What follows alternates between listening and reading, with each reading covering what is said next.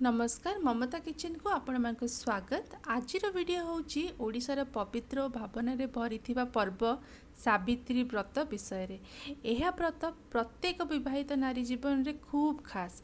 स्वामी दीर्घायु सुख जीवन और परिवार खुशी पाई नारी माने व्रत को भक्ति और निष्ठा सह करिथांती। एवं एही दिनर आउ गोटे खास जिनस होची सागु पणा। उपवास समय रे एही पणा प्राय प्रत्येक ओडिया घरे तैयारी हुए। यह केवल पेट भरेनी शरीर को ठंडा भी रखे और एनर्जी भी दिए। चलतु देखा यही स्वादिष्ट और शीतल सागुपणा केमिति तैयारी हुए।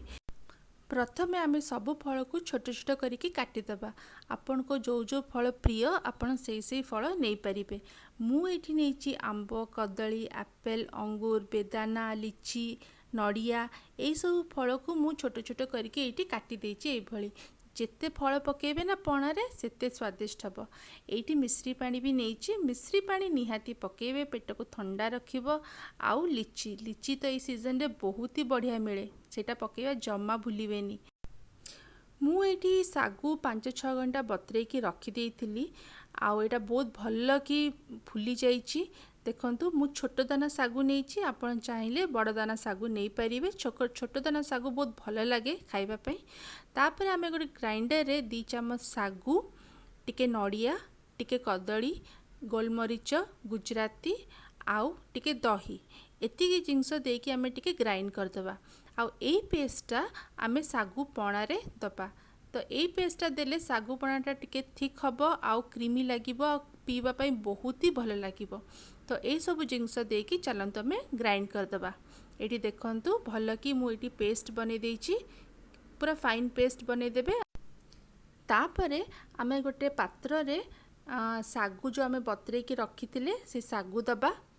आउ सबु फल जो जो फल आमे काटिकी रखिचंती सेही फल एथिरे मिसई दबा। जेमिति कि आंब कदली बेदाना अंगूर लिची नड़िया ये सबु फल आमे एथिरे मिसई दबा।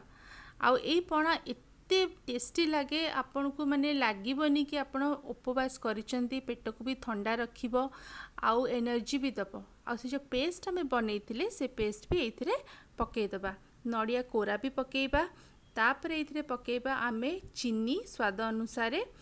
तापरे आमे दबा दही। दहीटा टिके आपण खट्टा दही जमा देबेनी फ्रेश दही देबे। घर होममेड दही जदि थिबो सेटा देबे। मिश्री पानी दे दबा। तापरे आपण एठी टिके ठंडा पानी दे परिबे नले आइस क्यूब्स दे परिबे। एठी मु टिके ठंडा पानी दे देछि चिल्ड वाटर। आउ ताकू बहुत भल भाबरे आमे मिसई दबा। एई पणा को गोटे ग्लास आपण जदि सावित्री व्रत उपवास रे पी दोचंती ना ताहाले आपणकर बॉडी पूरा एनर्जेटिक हो जिवो। पूरा शीतल रहिबो आ मन भी बहुत भल रहिबो। तापरे एथिरे आमु टिके एठी गोलाप पंखुड़ी रे सजई दउची। पणा को बहुत सुंदर देखा जाउची आ बहुत टेस्टी भी हेइची। आपण तो जानिथिबे सबु ओडिया घरे एई पणाटा हुए सावित्री रे और बहुत भल भी लगे। आ जेते बेले हुए ना ताले खाली विवाहित नारी माने पियंती पूरा सब फैमिली मिसिकी पियंती। समस्त को बहुत ही भल लगे। आपन को ये रेसिपीटा केमिति लागिला मते निश्चित कहिबे। एई सावित्री व्रत रे एई भली पणा बनै की पियंतु आउ सावित्री व्रत को एंजॉय करंतु। जदि आपन को ये वीडियोटा भल लगी ताले लाइक शेयर सब्सक्राइब करिवे। जेमिति आग भली आपण ममता किचन को भल पाइबा दउथिले सेमिति आगो को भी देबे। एटी मु बहुत भल भाबे पणा को गार्निश कर देछि। बहुत सुंदर देखा जाउची। आपण देखि पारुथिबे रोज पेटल्स देबे ना ताले तार बास्ना रे भी बहुत बढ़िया आसीबो। आ किछि अलगा जिंस मिसैबा दरकार नै एथिरे। तो मु ताले रहूची आसीबी गोटे नेक्स्ट रेसिपी नेकी। तबे जाय नमस्कार जय जगन्नाथ।